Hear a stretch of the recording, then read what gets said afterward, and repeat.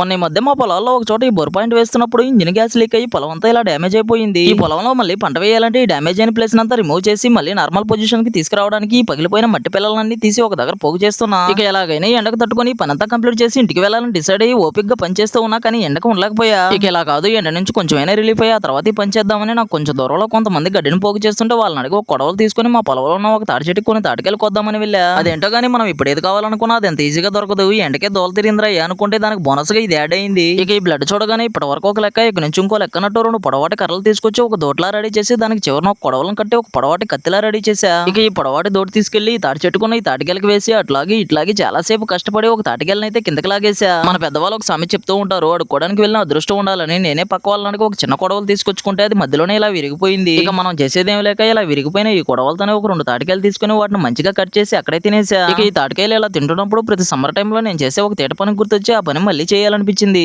నిజానికి ఈ తాటికాయలతో నా స్కూల్ డేస్ టైంలో ఈ తాటికాయ లోపల ఉన్న గుజ్జుకి కొంచెం చక్కెరని కలిపి ఒక లెస్సీ లాంటి జ్యూస్ ఒకటి రెడీ చేసేవాడిని. ఇవాళ ఒక ట్రై చేద్దాం. ఇక ఈ తాటికాయలని ఇంటికి తీసుకెళ్లి గెలకున్న కాయలన్నీ రిమూవ్ చేసి వాటిని మంచిగా కట్ చేసి వీటి లోపల ఉన్న గుజ్జునంతా ఒక చిన్న గ్లాస్ లోకి అయితే స్టోర్ చేసా. ఇక ఈ తాటి గుజ్జులో కొంచెం చక్కెర కలిపి బాగా మిక్స్ చేసి మంచిగా తాగడమే. ఇక ఫైనల్ గా దీని టేస్ట్ మాత్రం కొంచెం స్వీట్ గా సూపర్ గా ఉంటుంది. ఈ సమ్మర్ లో మీరు ఎప్పుడైనా ఇలా చేస్తుంటే ఒక కామెంట్ చేయండి మామ.